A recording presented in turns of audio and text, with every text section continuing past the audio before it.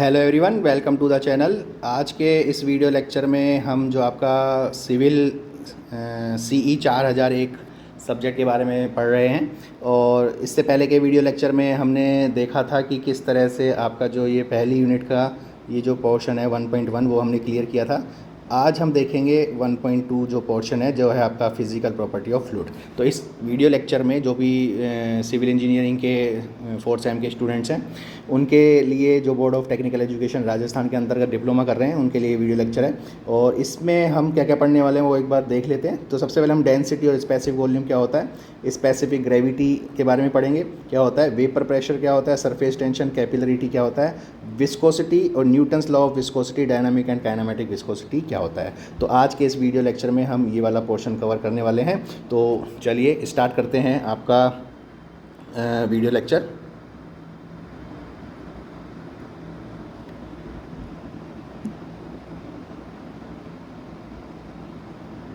तो सबसे पहले हम बात करते हैं आपका जो ये तरल के गुणधर्म के बारे में। तो सबसे पहले हम बात करते हैं कि जो तरल है उसके गुणधर्म क्या होते हैं। Properties of fluid. फ्लूइड की प्रॉपर्टीज़ का मतलब है कि जो ऐसी प्रॉपर्टीज़ जिसमें हम दो फ्लूइड्स को डिफ्रेंशिएट कर सकें या दो तरल के बीच में हम अंतर किस आधार पर करेंगे, वो सब उसके गुणधर्म कहलाते हैं। विभिन्न प्रकार के तरल में अंतरों को ज्ञात करने के लिए निम्न गुणधर्मों के बारे में पता होना आवश्यक हो जाता है। तो सबसे पहले हम बात करते हैं घनत्व, जिसको सहनती घनत्व भी कहते हैं, डेंसिटी और मास डेंसिटी भी बोला जाता है। तो सबसे सिंपल सी बात है, अगर हम डेंसिटी पढ़ें तो डेंसिटी को हम रो से करते हैं और इसका सिंपल सा फॉर्मूला होता है मास अपॉन वॉल्यूम। आप ये याद करो और इसी से इसी परिभाषा याद होती है। प्रति इकाई आयतन में कितना द्रव्यमान किसी द्रव का होता है उसे हम घनत्व कहते हैं। एक निश्चित ताप तथा दाब पर किसी पदार्थ के इकाई आयतन में जितनी सहनती मतलब मास होता है उसे घनत्व कहा जाता है, अर्थात द्रव्यमान तथा आयतन का अनुपाती घनत्व कहलाता है। तो यहाँ हम देखते हैं, इसको रो से डिनोट करते हैं, तो मास अपॉन वॉल्यूम। इसकी अगर हम यूनिट की बात करें तो मास की यूनिट होती है kg और वॉल्यूम होता है मीटर क्यूब। तो सिंपल सी चीज़ है कि जो डेंसिटी है उसको हम कैसे परिभाषित करते हैं। और बेसिकली जो डेंसिटी है वो आपको एक तरह से क्या बताती है उसके बारे में हम थोड़ा देख लेते हैं। जैसे सपोज़ आपके पास एक कंटेनर ये है, आपके पास सेम कंटेनर ये है, दोनों का आयतन 1 लीटर है, 1 लीटर है। तो एक में मैं सपोज़ मरकरी डालता हूँ पारा, और एक में मैं सपोज़ पानी डालता हूँ वाटर। चूँकि Hg जो पारा है उसका घनत्व तो मुझे पता होता है 13,600 kg पर मीटर क्यूब होता है, और जो वाटर है उसका घनत्व तो मुझे पता है 1000 kg पर मीटर क्यूब होता है। तो अगर हम बात करें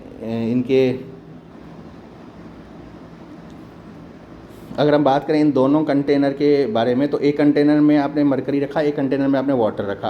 अगर हम इन दोनों को उठाएं तो ऑब्वियस सी बात है किसका वजन हमें ज़्यादा मिलेगा। तो जिसका घनत्व ज़्यादा होगा उसका वजन आपको ज़्यादा मिलेगा अगर आयतन सेम है। तो डेंसिटी का मतलब ये है कि ये 13,600 kg पर metre cube, 1 metre cube volume में इतना मास इसका आ सकता है, जबकि वाटर का 1 मीटर क्यूब में कितना मास आ सकता है 1000। तो जिसकी डेंसिटी ज़्यादा है इसका मतलब सिंपल सी बात ये हुई कि उसके जो मॉलिक्यूल्स है वो काफ़ी कॉम्पैक्ट हैं, एक दूसरे के बहुत नज़दीक हैं, कॉम्पैक्ट हैं, इसलिए उनका कम आयतन में ही बहुत ज़्यादा वजन दिखने को मिल जाता है। तो बेसिक अगर बात करें तो इसी से हम समझ सकते हैं कि जो आपका लिक्विड है वो क्या, लिक्विड की जो डेंसिटी है उसको हम कैसे परिभाषित करते हैं। और हम पढ़ते हैं लिक्विड के बारे में, क्या क्या चीज़ें हैं लिक्विड के बारे में।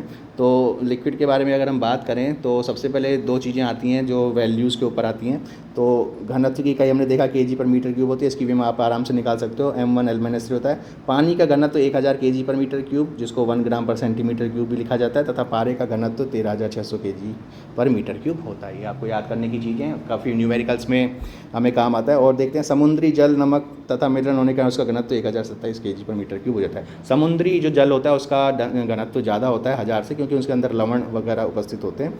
फिर बात करता है कि अगर घनत्व है तो उसका दाब और ताप पर प्रभाव क्या पड़ेगा, उसके बारे में आपको बताता हूँ और फिर आप इसको भले पढ़ लेना। तो सबसे पहले हम देखते हैं घनत्व पर कैसे इफ़ेक्ट होता है। तो जैसे मैं बात करूँ घनत्व, ये जो घनत्व है, डेंसिटी है, ये प्रेशर पर भी डिपेंड करती है, ये टेम्परेचर भी डिपेंड करती है। अगर मैं प्रेशर बढ़ाऊँ तो प्रेशर बढ़ाने से क्या होगा, सपोज आपके पास एक कंटेनर है, इधर आपने कोई लिक्विड रखा हुआ है, इसको आप दबा रहे हो, इधर F फोर्स लगाते हैं। तो जैसे ही आप इस पर कंप्रेस करोगे प्रेशर बढ़ेगा, प्रेशर से इसका जो वॉल्यूम है वो कम हो जाता है। वॉल्यूम कम हो जाता है तो डेंसिटी की जो परिभाषा होती है मास अपॉन वॉल्यूम। तो वॉल्यूम कम हो गया लेकिन मास कितना रहा, उतना का उतना ही रहा। तो यहाँ वॉल्यूम कम हो गया, तो वॉल्यूम कम होने से नीचे वाली चीज़ कम होने से टोटल चीज़ क्या हो जाती है, ज़्यादा। तो अगर प्रेशर बढ़ाओगे तो डेंसिटी क्या हो जाएगी, ज़्यादा हो जाएगी। अब बात करते हैं टेम्परेचर की। तो टेम्परेचर बढ़ाने से क्या होगा, जैसे आप इसका टेम्परेचर बढ़ाओगे, टेम्परेचर बढ़ाने से जो मॉलिक्यूल्स हैं वो दूर दूर जाने की कोशिश करते हैं, दूर दूर जाने की कोशिश करेंगे तो इसका आयतन क्या हो जाएगा, बढ़ जाएगा। तो डेंसिटी हमें पता है मास अपॉन वॉल्यूम होता है। तो आपने वॉल्यूम को क्या कर दिया, बढ़ा दिया, मास जबकि उतना ही है। तो वॉल्यूम अगर बढ़ गया तो डेंसिटी क्या हो जाएगी, कम हो जाएगी। तो यहाँ से हम सीधी सी देख सकते हैं जो डेंसिटी है वो प्रेशर, दाब पर भी डिपेंड करती है और ताप पर भी डिपेंड करती है। प्रेशर बढ़ाओगे तो डेंसिटी बढ़ेगी, टेम्परेचर बढ़ाओगे तो डेंसिटी कम होगी। तो आप इस तरीके से इसको याद कर सकते हो, प्रेशर और टेम्परेचर के बीच में किस तरह से रिलेशन होता है। तो ये हमने बात की आपकी। आगे हम देखते हैं कि स्पेसिफिक वेट और वेट डेंसिटी, ये बहुत इंपॉर्टेंट आपका इस गुणधर्म आता है। जैसे हमने डेंसिटी के बारे में देखा था, डेंसिटी होता है मास अपॉन वॉल्यूम, ऐसे स्पेसिफिक वेट को हम W से डिनोट करते हैं और W होता है वेट अपॉन वॉल्यूम। तो यहाँ पे केवल और केवल क्या फ़र्क आ गया, यहाँ मास की जगह क्या रिप्लेस हो गया, वेट। और इसकी अगर हम इकाई की बात करें तो न्यूटन पर मीटर क्यूब, न्यूटन पर मीटर क्यूब। तो ये देखो आप, वेट बाय वॉल्यूम, ऐसा ही न्यूटन पर मीटर क्यूब, इसकी भी आप आराम से निकाल सकते हो। और अगर हम बात करें इसके एक दूसरा फॉर्मूला, और जनरली हम देखते हैं कि दूसरा फॉर्मूला इसका होता है, जैसे सपोज हम स्पेसिफिक वेट कहते हैं वेट बाय वॉल्यूम, और वेट हमें पता है, हम लिखते आते हैं वेट, किसी पदार्थ का जो भार होता है वो mg से लिखा जाता है। तो यहाँ पे हम अगर दिखें वेट की जगह mg और नीचे है वॉल्यूम, तो ये देखो मास अपॉन वॉल्यूम क्या हो गया, डेंसिटी, तो रो इंटू जी। तो स्पेसिफिक वेट की सिंपल सी चीज़ मिल गई हमें, रो इंटू जी। ये फॉर्मूला है, काफ़ी इंपॉर्टेंट फॉर्मूला है। ये फॉर्मूला इंपॉर्टेंट इसलिए है क्योंकि इसी फॉर्मूले के आधार पर आप किसी, अभी तक देखो जो हम भार के बारे में पढ़ते हैं वो हमेशा हम mg लिखते हैं। आप हमेशा जो भार है उसको क्या लिखते हो, mg, क्योंकि ठोस के बारे में हम जनरली mg। लेकिन जब लिक्विड्स की बात आती है तो एक नया फॉर्मूला यहाँ से क्रिएट हो जाता है, और वो फॉर्मूला आपको आगे तक बहुत काम आता है। नया फॉर्मूला देखो क्या है, वेट, स्पेसिफिक वेट होता है वेट बाय वॉल्यूम। तो यहाँ से हम वेट की बात करें तो specific weight into volume v। Specific weight आपने निकाला rho into g into v, तो सॉरी वेट, तो वेट का सिंपल सा फॉर्मूला आप याद रख लो, it is rho g we.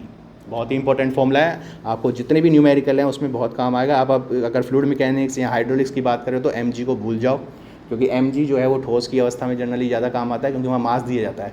यहाँ आपको मास नहीं दिया जाएगा, यहाँ आपको डेंसिटी दी जाएगी और वॉल्यूम दिया जाएगा। और डेंसिटी और अगर वॉल्यूम दिया हुआ होगा तो आप इजीली इस फॉर्मूले से वेट को कैलकुलेट कर सकते हो। जैसे सपोज एक बर्तन है, उसमें 1 मीटर क्यूब पानी भरा हुआ है, तो आप उसका वज़न निकालना चाहते हो, भार निकालना चाहते हो, तो ये फॉर्मूला लगा हुआ, रो की जगह 1000 रख दोगे, जी 9.81 हो जाएगा, वॉल्यूम आपको जितना दिया उतना हो जाएगा। तो यहाँ से सिंपल सी बात है, आप इजीली से वेट को कैलकुलेट कर सकते हो। तो ये तो बात हुई किसकी, स्पेसिफिक वेट के बारे में। स्पेसिफिक वेट अगर बात करें, अगर हम भाई आपसे कोई पूछे कि जो स्पेसिफिक वेट है वो पानी का कितना होगा, तो स्पेसिफिक वेट पानी का फॉर्मूला लगाओ रो इंटू जी। तो अगर पानी की बात कर रहे हैं तो रो की जगह क्या हो जाएगा 1000, जी की वैल्यू कितनी हो जाएगी 9.81, और यूनिट हो जाएगी न्यूटन पर मीटर क्यूब। तो इससे हम कैलकुलेट कर सकते हैं। तो यहाँ से आप ये देख सकते हो पानी के लिए। ऐसे ही अगर आप सपोज मरकरी के लिए निकालना चाहते हो, मरकरी के लिए निकालना चाहते हो तो रो इंटू जी। तो यहाँ पे रो की जगह 13600, जी की वैल्यू 9.81, तो इसको सॉल्व कर दोगे न्यूटन पर मीटर क्यूब। तो इनसे किसी भी चीज़ का हम स्पेसिफिक वेट या विशिष्ट भार को ज्ञात कर सकते हैं। दूसरी बात ये देखो कि जो विशिष्ट भार है वो किस पर डिपेंड करता है। जो विशिष्ट भार का फॉर्मूला आया रो इंटू जी, तो ऑब्वियस सी बात है जो विशिष्ट भार है वो रो पर तो डिपेंड करेगा ही करेगा, रो मतलब घनत्व पर तो डिपेंड करेगा ही करेगा।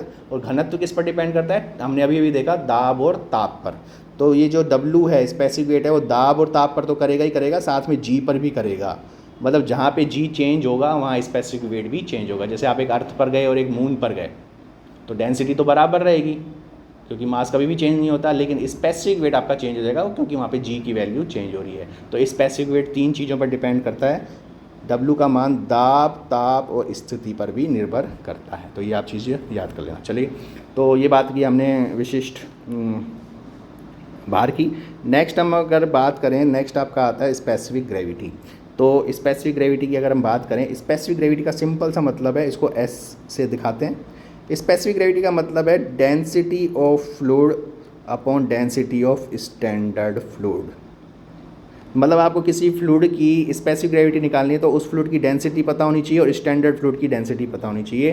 तो जनरली फ्लूइड मैकेनिक्स के केस में जो स्टैंडर्ड फ्लूइड है वो हम वाटर को मानते हैं। तो अगर मान लो डेंसिटी ऑफ फ्लूइड को आपने डेंसिटी ऑफ वाटर से डिवाइड कर दिया तो वो टर्म आपकी क्या निकल के आएगी, स्पेसिफिक ग्रेविटी। स्पेसिफिक ग्रेविटी को आपेक्षिक घनत्व भी कहा जाता है, विशिष्ट गुरुत्व भी कहा जाता है। यहाँ से परिभाषा भी आ जाती है, मानक ताप एवं दाब पर किसी तरल के घनत्व तथा मानक तरल के घनत्व के अनुपात को विशिष्ट गुरुत्व या आपेक्षिक घनत्व कहा जाता है। इसे रो एस के द्वारा व्यक्त किया जाता है। अब आपसे कोई इसकी यूनिट पूछे तो क्या होगी, यूनिट पूछे तो ऊपर भी केजी पर मीटर क्यूब, नीचे भी केजी पर मीटर क्यूब, तो ये यूनिट लेस क्वांटिटी होती है और इसकी जो डायमेंशनल फॉर्मूला होगा m0 L0 T0। तो ध्यान रखना आपेक्षिक घनत्व को हम इस तरह से डिफाइन कर सकते हैं। अगर आपसे अब बात करें भाई आपेक्षिक घनत्व कैसे, जैसे वाटर पानी का आपेक्षिक घनत्व पूछे तो पानी का आपेक्षिक घनत्व पूछे तो परिभाषा लगाओ, density of fluid upon density of water. अब यहाँ पे डेंसिटी ऑफ फ्लूइड वाटर ही के बारे में बात करें तो वाटर की डेंसिटी 1000 और नीचे भी 1000, तो ये वैल्यू आ जाएगी 1। ऐसे आपसे कोई मरकरी के लिए पूछे, मरकरी के लिए पूछे तो मरकरी का कैसे निकालोगे, मरकरी का निकालने के लिए ऊपर मरकरी की डेंसिटी 13,600 और नीचे पानी की डेंसिटी 1000, तो ये हो जाएगा 13.6। कई बार कई न्यूमेरिकल आते हैं उसमें आपको डेंसिटी नहीं दी हुई होती है, डेंसिटी नहीं दी हुई है लेकिन आपेक्षिक घनत्व दिया जाता है। तो आपेक्षिक घनत्व अगर दिया जाता है तो इस फॉर्मूले से, जैसे सपोज आपको दिया हुआ है कि मरकरी का आपेक्षिक घनत्व 13.6 है, इसकी डेंसिटी क्या होगी, तो एस का फॉर्मूला लगाओ, density of mercury upon density of water. तो डेंसिटी निकालने के लिए एस को किससे गुणा कर दोगे, 1000 से। तो मतलब डेंसिटी निकालने के लिए 13.6 को किससे गुणा कर दोगे, 1000 से। तो यहाँ से हम कैलकुलेट कर सकते हैं ईजिली। तो ये बात हुई आपकी स्पेसिफिक डेंसिटी, इसकी कोई विमान नहीं होती है, ज़रूर ध्यान रखना। तो ये बात की हमने। स्पेसिफिक वॉल्यूम, स्पेसिफिक वॉल्यूम भी सिंपल है। स्पेसिफिक वॉल्यूम जस्ट अगर हम माने तो डेंसिटी का अपोजिट है, क्योंकि डेंसिटी में हम क्या पढ़ते थे, मास अपॉन वॉल्यूम, और स्पेसिफिक वॉल्यूम में हम उल्टा पढ़ेंगे, वॉल्यूम अपॉन मास। प्रति इकाई मास में कितना वॉल्यूम है, तो इसका अनुपात हो जाएगा, विशिष्ट आयतन का अनुपात हो जाएगा आयतन अपॉन द्रव्यमान, तो ये V अपॉन M। इसकी यूनिट भी आप निकाल सकते हो, वॉल्यूम मीटर क्यूब और नीचे केजी होती है, अभी ये सूत्र आराम से निकाल सकते हो। तो ये हमने बात की स्पेसिफिक वॉल्यूम की। नेक्स्ट हम बात करेंगे कंप्रेसिबिलिटी। ये भी बहुत इंपॉर्टेंट आपकी प्रॉपर्टी होती है, कंप्रेसिबिलिटी।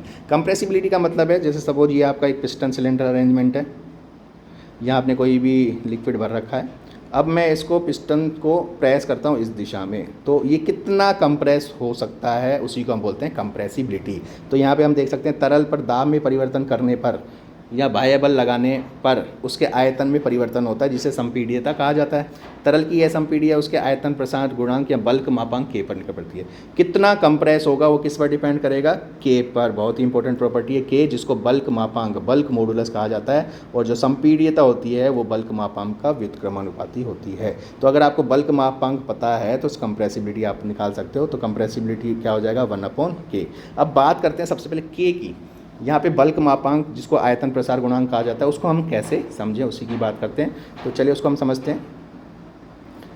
तो के के बारे में हम समझते हैं। के क्या है, के होता है आपका, जैसे आपने इस पिस्टन को दबाया तो दाब में कितना परिवर्तन किया, चेंज इन प्रेशर, और दाब में परिवर्तन के कारण इसका आयतन भी परिवर्तित हुआ। तो तरल के आयतन में परिवर्तन के कारण आयतन विकृति आती है, वॉल्यूमेट्रिक स्ट्रेन। तो change in pressure upon volumetric strain, आयतन विकृति। अब आयतन विकृति को आप पढ़ चुके हो, आयतन विकृति को कैसे पढ़ते हैं, dV/V, मतलब कितना चेंज हुआ और शुरू में वॉल्यूम कितना था। तो यहाँ से देखो के की परिभाषा सिंपल सी बन जाती है। के की परिभाषा अगर हम फॉर्मूला देखें तो के का फॉर्मूला आपको ये सिंपल सा मिल जाता है, के बराबर change in pressure upon volumetric strain. Negative sign का मतलब यहाँ पे ये है कि अगर हम प्रेशर बढ़ाएंगे तो वॉल्यूम कम होगा, और प्रेशर बढ़ाएंगे तो वॉल्यूम ज़्यादा हो जाएगा। तो ये दोनों आपस में अपोजिट नेचर के होते हैं, जिसके कारण के हमेशा क्या होता है, पॉजिटिव। और इसकी जो वैल्यूज़ होती है, जैसे आप कुछ वैल्यूज़ को देख सकते हैं, इसकी जो वैल्यूज़ होती है वो जनरली पानी, 3 चीज़ों के लिए उसने वैल्यूज़ दी हुई है, पानी, हवा तथा स्टील। अब आप देखो सीधी सी बात है, किसको ज़्यादा कंप्रेस कर सकते हो आप। जैसे यहाँ पे देखो पानी, हवा और स्टील के बल्क मापांक का आयतन प्रसार गुणांक दिया हुआ है। तो पानी के लिए ये वैल्यू होती है, हवा के लिए ये वैल्यू होती है और आपका स्टील के लिए ये वैल्यू। ऑब्वियस सी बात है, स्टील के लिए वैल्यू आपको ज़्यादा मिलेगी क्योंकि स्टील को कंप्रेस करने के लिए बहुत ज़्यादा बल की आवश्यकता होती है बजाय हवा और पानी के। तो ये वैल्यूज़ हैं। और हवा पानी की तुलना में 20,000 गुना अधिक संपीड़ित है। आपसे कोई पूछे कि भाई हवा और पानी, तो हवा मतलब गैसेस जो होते हैं वो कंप्रेसिबल की श्रेणी में आते हैं, जबकि पानी जो है वो इनकम्प्रेसिबल की श्रेणी का मतलब ये कि उनको बहुत ज़्यादा कंप्रेस करने के लिए बहुत ज़्यादा बल की आवश्यकता होती है। तो ये बात की हमने बल्क मापांक की। तो आज हमने कुछ प्रॉपर्टीज़ को देखा। आपके सिलेबस में अगर हम बात करें, आपके सिलेबस के हिसाब से अगर हम बात करें तो क्या क्या देखा वो देख लेते हैं। सिलेबस में हमने आज देखा डेंसिटी के बारे में, हमने देखा कि डेंसिटी और स्पेसिफिक वॉल्यूम के बारे में देखा क्या होता है। डेंसिटी और स्पेसिफिक वॉल्यूम के बारे में देख लिया हमने क्या होता है। स्पेसिफिक ग्रेविटी के बारे में देख लिया और बाकी और भी चीज़ें देखी थी। वेपर प्रेशर के बारे में भी और हम देख लेते हैं। इसके बाद नेक्स्ट लेक्चर में हम सरफेस टेंशन, कैपिलरिटी और विस्कोसिटी की बात करेंगे। तो अभी हम वेपर प्रेशर के बारे में भी देख लेते हैं कि जो वेपर प्रेशर है वो आपका क्या होता है, उसको हम समझते हैं वेपर प्रेशर को। तो वेपर प्रेशर को कैसे समझ सकते हैं, तो यहाँ से मैं आपको एक एग्जाम्पल से समझाता हूँ वेपर प्रेशर क्या होता है। देखो वेपर प्रेशर का मतलब ये है कि सपोज़ आपके पास एक कंटेनर है और इस कंटेनर में आपने कोई लिक्विड भरा हुआ है और ये ऊपर से आपने इसको क्लोज़ कर रखा है। अब जैसे ही आप इसके टेम्परेचर को बढ़ाते हो, टेम्परेचर बढ़ाने से इसकी बॉइलिंग स्टार्ट हो जाएगी। बॉइलिंग स्टार्ट होने से क्या होगा, छोटे छोटे जो बबल्स हैं वो बनना शुरू हो जाएंगे। अब छोटे छोटे बबल्स जब बनना शुरू हो जाएंगे तो इसको जाने की जगह केवल और केवल आपको यहाँ मिलेगी, ये बबल्स बनना शुरू हो जाएंगे।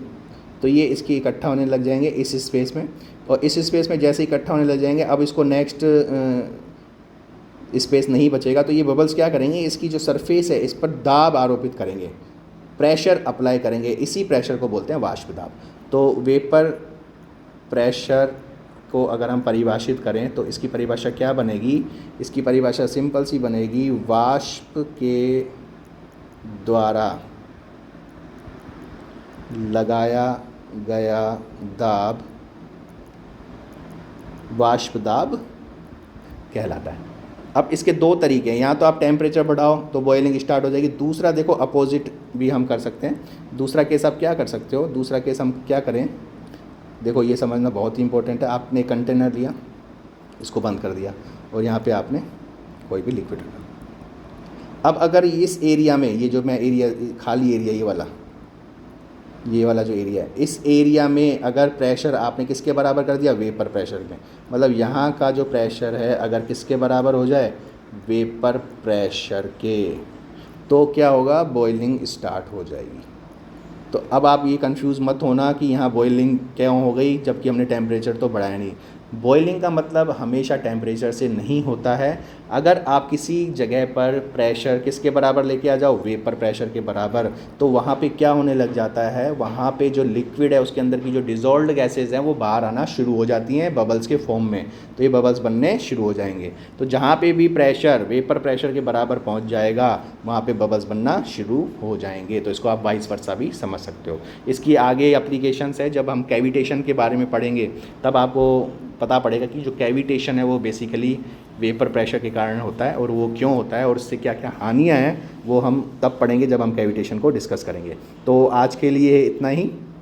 आज के इस वीडियो लेक्चर में हमने कुछ प्रॉपर्टीज़ की बात की। नेक्स्ट हम डिस्कस करेंगे आपका सरफेस टेंशन क्या होता है, कैपिलरिटी क्या होता है और विस्कोसिटी। काफ़ी इम्पोर्टेंट प्रॉपर्टीज़ हैं क्योंकि बहुत बड़ी प्रॉपर्टीज़ हैं, तो वीडियो काफ़ी लंबा हो जाएगा। और साथ ही साथ में आप ये चीज़ ज़रूर ध्यान रखना, जब तक ये वीडियो है आप इसको सुनो, ढंग से देखो, समझो। नोट्स के लिए आप इसको दोबारा से रिवाइंड करके आप लिखना शुरू कर दोगे। अगर आप साथ साथ में लिखने लगोगे तो आपको काफ़ी प्रॉब्लम आएगी, आपको जो बोला गया वो कुछ समझ में नहीं आएगा। तो आप पॉज करके स्क्रीनशॉट लेके अपने शॉर्ट नोट्स बनाओ, इससे आपकी प्रैक्टिस भी हो जाएगी और आपको कोई भी दिक्कत नहीं होगी। जैसे ही ये चैप्टर ख़त्म होगा इन सब के ऊपर हम एक एक न्यूमेरिकल्स जो प्रॉपर्टीज़ के ऊपर जो भी क्वेश्चंस आते हैं एग्ज़ाम्स में, या आपके board of technical education Rajasthan civil engineering में जो पुराने एग्ज़ाम्स में क्वेश्चंस आए हुए हैं, उन सब के बारे में हम प्रैक्टिस करेंगे। तो चलिए आज के लिए इतना ही। Thank you very much.